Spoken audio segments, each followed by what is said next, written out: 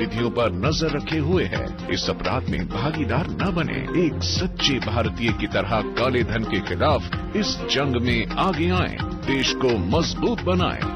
आयकर विभाग द्वारा जनहित में जारी। रिक्शा में जाने के लिए या दफ्तर से आने के लिए, पढ़ने लिखने के लिए या सेल्फ रिस्पेक्ट से जीने के लिए, कपड़े खरीदने के लिए या फसल बेचने के लिए, बिजली के बिल के लिए या भिंडी पनीर के लिए, कोई भी भुगतान बिना नकद के करना बिल्कुल मुमकिन है इन 5 तरीकों से। स्मार्टफोन में या तो यूपीआई ऐप डाउनलोड करो या रख लो ई-वॉलेट। बिना इंटरनेट वाला साधारण फोन हो तो डायल करो *99#। कुछ नहीं तो डेबिट कार्ड जेब में रख लो यार, या तो आधार कार्ड से भी कर लो तुरंत भुगतान।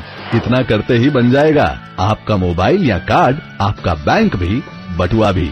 मेरे प्यारे देशवासियों, आज से ही संकल्प लीजिए कि आप स्वयं कैशलेस सोसाइटी के लिए खुद एक हिस्सा बनेंगे। देश को भ्रष्टाचार मुक्त करने का अभियान, लोगों को कठिनाइयों समस्याओं से मुक्त करने का अभियान, इसका नेतृत्व करना है आपको। बिल्कुल मुमकिन है। 4 जनवरी 2017 से स्वच्छ सर्वेक्षण शुरू हो रहा है। ऐसे 500 शहरों में जिनकी आबादी 1 लाख से ज्यादा है, शहरों को आंका जाएगा स्वच्छता के आधार पर। 40% नंबर तो घरों के कचरे से ही जुड़े। क्या आप गीला और सूखा कचरा अलग अलग रखते हैं? क्या आपकी म्यूनिसिपैलिटी गीला और सूखा कचरा अलग अलग इकट्ठा करती है? अगर हाँ, तो आपके शहर के 40% नंबर पक्के, और अगर नहीं तो अभी भी समय है, शुरू हो जाइए। याद रखिए, कहीं आपका शहर पिछड़ ना जाए। 4 जनवरी 2017 से सर्वेक्षण का हिस्सा बनिए। कॉल कीजिए टोल फ्री नंबर 1969 पर। स्वच्छ सर्वेक्षण, एक कदम स्वच्छता की ओर।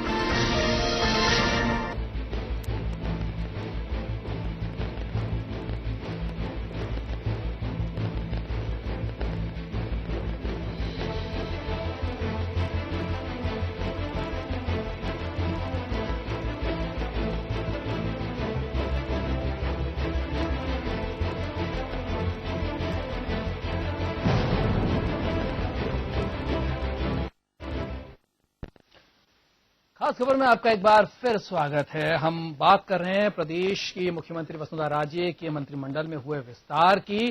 तो राजे का अपना नया मंत्रिमंडल है, नई ऊर्जा के साथ अब वो काम में वापस से जुटेंगी, क्योंकि ऑलमोस्ट अगर देखा जाए तो आधा कार्यकाल बीत चुका है और अब जो है अब पूरी पीक पर गाड़ी है और अब ढलान की तरफ है, क्योंकि काउंटडाउन जो है अब यहां से माना जा सकता है कि अब शुरू हो गया है। इसलिए जनता में वापस से पकड़ बनाने के लिए, कामों को ग्राउंड तक ले जाने के लिए और वाकई जनता तक लाभ पहुंचे, जो जन कल्याणकारी योजना चलाई जा रही है उसको लेकर कोशिशें अब से करनी जरूरी है। नहीं तो जनता जो है वो बड़ी चालाक है और बहुत चतुर है और वो वोट के माध्यम से सरकारों को इधर उधर कर देती। तो अब सत्ता पर पकड़ मजबूत करने के लिए एक बार फिर से तीसरा मंत्रिमंडल फेरबदल और विस्तार मुख्यमंत्री ने किया है।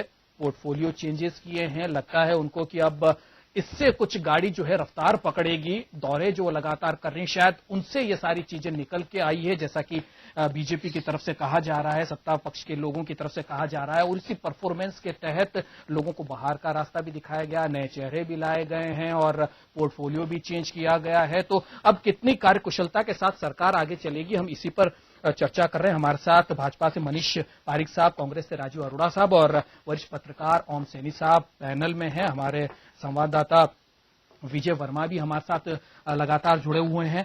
तो सैनी साहब, जिस तरीके से ब्रेक से पहले हमने सबकी बातें सुनी और परफॉर्मेंस किस तरीके से आंकी गई है, ये तो इंटरनल मामला है, लेकिन क्या अब इस परफॉर्मेंस के आधार पर जो पोर्टफोलियो जो चेंज किए गए हैं वाकई गति पकड़ेगी सरकार? देखिए, एक एक पोर्टफोलियो की बात करें तो मेरा ख्याल है कि जिन इंडिविजुअल्स को कुछ जिम्मेवारियां सौंपी हैं, मुख्यमंत्री ने बहुत सोच समझ के दिया है। मैं जैसे कह रहा हूं कि राजेंद्र राठौड़ को ग्रामीण विकास दिया है, सुनने में तो बड़ा अजीब लगता है, लेकिन हकीकत यह है कि ये सबसे ज्यादा प्रभावी प्रचार का जरिया हो सकता है। इस पे निगाह रखने वाला मंत्री सबसे पावरफुल मंत्री होना चाहिए। एक वक्त में जैसे राजस्थान के सीपी जोशी को मनमोहन सिंह जी के मंत्रिमंडल में ग्रामीण विकास ही सौंपा था, पर वो मनरेगा उसी का परिणाम आप देख रहे हैं। लेकिन वही काम यहाँ पर राजेंद्र जी के पास में होगा। वो अगर प्रसन्न होते हैं इस काम को करने में मेरा ख्याल है कि बेहतर काम है ये। इसी तरीके से हायर एजुकेशन जिस तरीके से कालीचरण जी सराफ को सौंपा गया है, कालीचरण जी सराफ से किरण माहेश्वरी को सौंपा गया है, उनका अनुभव कितना है पता नहीं, लेकिन शायद मुख्यमंत्री मानती हैं कि वो ठीक तरीके से काम कर सकेगी, इसीलिए सौंपा है। तो ये विभाग जो है वो मुख्यमंत्री की इच्छा के मुताबिक गए हैं। मुख्यमंत्री सोच रहे हैं कि ये लोग इसके लिए वाजिब हैं और वही निर्णय करती हैं, वही मानती है कि इनमें कितनी क्षमता है कितनी नहीं है, क्षमता का निर्णय वही कर रही है। ऐसी स्थिति में हमारी टिप्पणी का तो, क्योंकि हमने इनका पिछला काम तो देखा नहीं है कि जिन विभागों से इनको जोड़ा गया है, हाँ ये अपने विभागों के प्रति बड़े ईमानदार रहे हैं, ये बात कही जा सकती है कि वहां पर इन्होंने जो काम किया, अच्छा किया बुरा किया, पूरी क्षमता डिवोट होकर के किया। तो वही मुख्यमंत्री देख रहे होंगे, उसी हिसाब से इन लोगों को विभाग दिए हैं। पारिक साहब, आपके पास आना चाहूंगा और सवाल यही है कि आपने कहा कि सरकार जो है वो एक मुखी नजर आ रही है, बीजेपी जो है एक मुखी नजर आ रही है। कहीं न कहीं एक सवाल जरूर उठ के अभी अब चर्चा में आया है कि व्यक्ति परख हो गई है पार्टी, चाहे केंद्र की करें तो बात वहां पर भाजपा कहीं नजर नहीं आती, मोदी सरकार नजर आती है। राजस्थान की बात करें तो भाजपा सरकार नजर नहीं आती, यहां पर वसुंधरा राज्य सरकार नजर आती है। तो कहीं न कहीं व्यक्तिमुखी जरूर पार्टी हो गई है, सरकार हो गई है। तो इसका जो है एक फायदा जरूर हो सकता है, क्योंकि एक अगर नेता है तो उसकी जो है सारे डिसीजन चलते हैं, पावरफुल डिसीजन वो ले सकता है। लेकिन कहीं न कहीं जो दूसरे लोग हैं, जो मंत्रिमंडल है, वहां विकेंद्रीकरण नहीं होता है, तो कहीं न कहीं एक दुराव की भावना वहां पर आती है, निराशा का एक संचार वहां पर होता है। तो क्या लगता है इसी निराशा की वजह से जो अब तक की जो परफॉर्मेंस लोगों की नजर नहीं आई है, उस कारण से विभाग बदले गए हैं? क्या लगता है कि अब जो विभाग बदल दिए गए हैं, पावर अगर उनको नहीं दी जाएगी, एक मुखी अगर सरकार रहती है, तो क्या वो परफॉर्म कर पाएंगे? संशय इस पर भी है। नहीं दुर्गेश जी, इसमें एक कॉन्स्टिट्यूशनल ट्रेडिशन की बात है।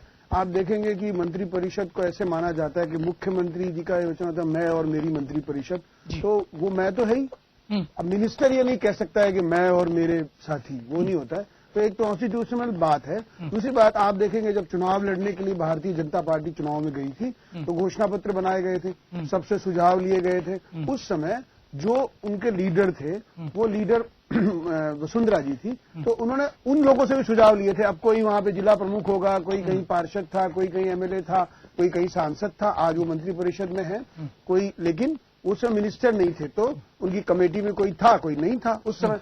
तो जो घोषणा पत्र बनाया गया था 120 उसमें डिमांड घोषणाएं ली गई थी, वो तो सेंट्रलाइज तरीके से मुख्यमंत्री ने ही ली थी। जो आज मुख्यमंत्री है माननीय वसुंधरा जी, उन्होंने ही स्वीकार किया था, उन्होंने उसको अडॉप्ट किया था और उन्होंने पब्लिश कराया था। तो अल्टीमेटली एक विजन की बात जो है, एक मुखी होने की बात है, उसमें प्रारंभ से माननीय वसुंधरा जी सेंटर पॉइंट रही है। एक दूसरी बात, उन्होंने सबका ले लिया वो अलग बात है। बजट तक भी आपने देखा कि उद्योग जगत से बात करके कुछ उसमें सुझाव संशोधन शामिल किए गए, तो विद्यार्थियों से, श्रमिकों से, चार्टर्ड अकाउंटेंट्स की मीटिंग बुलाई गई थी, उनसे भी पूछा गया था। तो ये सब एरिया का विजन कर, तो वहां पे कोई वसुंधरा जी की दृष्टि बचती है, वो व्यक्तिगत नहीं रह जाती है, वो एक संस्थागत दृष्टि होती है, क्योंकि वो उस पार्टी को हेड कर रही होती है। अब जो हेड है उनके हिसाब से चलना ही पड़ेगा। हाँ, ये भी आप कह सकते हैं कि हाँ इस तरह का लुक नजर नहीं आता है कि व्हाट द गांधी परिवार सेज वो ही फॉलो होगा, उनको जो पसंद है वो रहेगा, नहीं तो चला जाएगा। ऐसा तो नहीं है।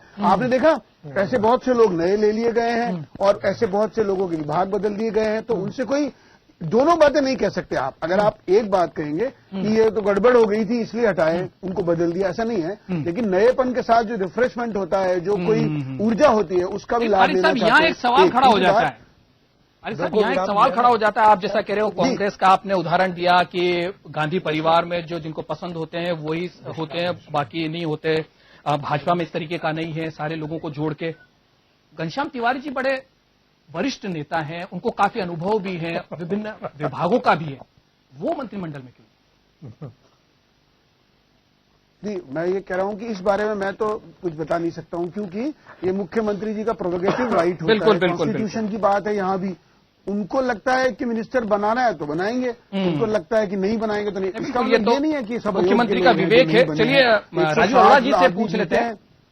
राजीव अरोड़ा साहब, मनीष अरोड़ा साहब ने कहा कि कांग्रेस की तरह भाजपा में सिस्टम नहीं है। कांग्रेस में तो जो गांधी परिवार के पास है उसके पास सब कुछ है, और जो गांधी परिवार को पसंद नहीं है वो सब चीजों से दूर हो जाते हैं। इस तरीके का सिस्टम है, आपका क्या कहना है? मेरे ख्याल से इस बात पे बिल्कुल भी सत्यता नहीं है। अभी ओम सैनी जी बता रहे थे कि किस तरीके से केंद्र में जो भारतीय जनता पार्टी की सरकार है वो भारतीय जनता पार्टी की नहीं कहेंगे, मोदी की सरकार। उनका नारा ही है अब की बार मोदी सरकार, ये कहते नहीं अब की बार भाजपा सरकार। और मोदी जी जब खुद बोलते हैं तो साफ लगता है कि वो इस सब में सरकार है। और मनीष जी ने खुद ने माना है कि मैं और मेरे मंत्रिमंडल, इसके अंदर मैं मतलब मुख्यमंत्री और मेरे के अंदर बाकी सारे के सारे जनसाधारण हैं। तो उसमें सच बात है कि मुख्यमंत्री जी का खुद का प्रेरोगेटिव है, वो अपने पसंद के लोगों को लेती है। उसके वजह से चाहे आपका अनुभव हो, चाहे आप कई बार एमएलए बन चुके हों, चाहे पहली बार कांग्रेस छोड़ के बीजेपी में आए हों, उनमें से कईयों को संसदीय सचिव बना दिया गया है और पद दिए गए हैं क्योंकि वो शायद उनके प्रति ज्यादा विश्वास पात्र होंगे। तो ये बात सच है कि इसमें योग्यता, अनुभव और आपकी पुरानी क्या पृष्ठभूमि रही है भारतीय जनता पार्टी में, आरएसएस में, उसको दरकिनार करके व्यक्तिगत रूप से जो लोग समर्पित हैं मुख्यमंत्री जी के प्रति, उनको शायद इस मंत्रिमंडल के अंदर जगह मिली है। और इसमें ये बात हमारे भारतीय जनता पार्टी के साथी वो भी इस बात को मान रहे हैं कि मुख्यमंत्री जी ने अपनी पसंद की कैबिनेट बनाई है। तो इससे साफ मालूम पड़ता है कि कहाँ हम सोनिया गांधी, राहुल गांधी का इस बात से मुकाबला कर रहे हैं। हमारे यहाँ तो काम करने का तरीका और विश्वास और जो बड़े नेता हैं वो उनको हमेशा मौका दिया जाता रहा है और दिया जाता रहेगा आगे भी। क्योंकि अभी ये जो मंत्रिमंडल का विस्तार है, ये मेरे ख्याल से एक परिस्थितिवश, और क्योंकि एक बड़ा प्रेशर बन रहा था कि राजनीतिक नियुक्तियां नहीं हो रही हैं बहुत लंबे समय से, वो करना जरूरी भी है, और मंत्रिमंडल की विस्तार की परमिशन नहीं मिल रही, इस तरीके के वातावरण के बीच में एक संदेशपद वातावरण के बीच के मजबूरी थी, इस वजह से ये किया गया है। जी जी जी। एक राजू रड़ा साहब ने एक सवाल उठाया। जी विजय, आपसे जानना चाहूंगा क्योंकि आप लगातार कवर करते रहते हैं। राजू रड़ा साहब ने एक संसदीय सचिव वाली बात भी कही है कि फिर से 5-5 नए संसदीय सचिव बना दिए गए हैं। संवैधानिक तौर पर तो कोई संसदीय सचिव टाइप की कोई चीज होती नहीं है। आप लगातार इस तरीके की खबरों को आप कवर करते हैं। वैसे अगर देखा जाए तो संसदीय सचिव का काम होता क्या है, ये हम समझना चाह रहे हैं।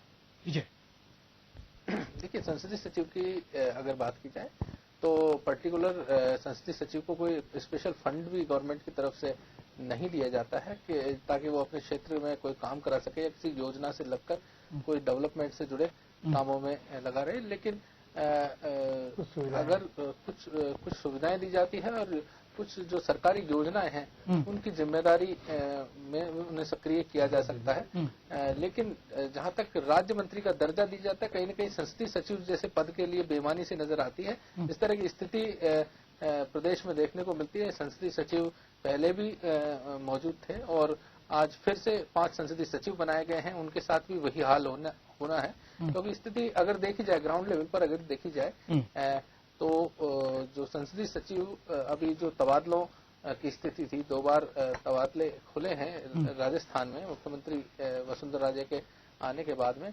लेकिन एक संसदीय सचिव एक तबादले के लिए भी पूरी मशक्कत करता नजर आया। तो कहीं न कहीं ये देखने की बात है कि जो पावर की जो बात की जाए, जो राज्य मंत्री का दर्जा दी जाता है, लेकिन पावर कहीं न कहीं केंद्रित ही नजर आती है, विकेंद्रीकृत नजर नहीं आती है। लेकिन निश्चित तौर पर जो ये जो विस्तार हुआ है तो विकेंद्रीकरण तो एक तरह से हुआ ही है, और जितना अगर प्रेशर में आकर भी विकेंद्रीकरण किया गया है। सैनी साहब, आपसे जानना चाहूंगा संसदीय सचिव के बारे में, जिस तरीके से बता रहे हैं कि केवल एक कोई उनके पास न तो फंड होता है, न सरकार की तरफ से कोई वो काम कर सकते हैं, क्योंकि इस तरीके का मामला संसदीय सचिव के लिए होता है, और उनके पास कोई न तो पावर होती, केवल एक कमरा होता है, लाल बत्ती की गाड़ी होती है, उनके साथ कुछ लोग होते हैं, स्टाफ उनको दे दिया जाता है, और बस कहने के तौर पर राज्य मंत्री का दर्जा उनके पास होता है, लेकिन करने को कुछ नहीं होता, पावर के नाम पर कुछ नहीं होता। क्या माने ये एक राजनीतिक झुंझुना उनको पकड़ा दिया जाता है? प्रत्यक्ष रूप में तो कुछ नहीं होता निश्चित रूप से, लेकिन अप्रत्यक्ष रूप से बहुत कुछ होता है। वो इस बात से होता है कि मुख्यमंत्री आपको पसंद करती है, इसलिए आपको ये तमगा दिया गया है जिसको संसदीय सचिव कहा जाता है। लेकिन एक महत्वपूर्ण बात यह है कि भारतीय जनता पार्टी जो आज विश्व की सबसे बड़ी पार्टी होने का क्लेम करती है, उनका दावा है कि दुनिया की सबसे बड़ी पार्टी है। ये पार्टी अपने चाल, चरित्र, चेहरे के लिए बड़ी विख्यात रही है। इनके गोविंदाचार्य इस बात को बहुत बोलते थे। आप वो दशक याद कीजिए।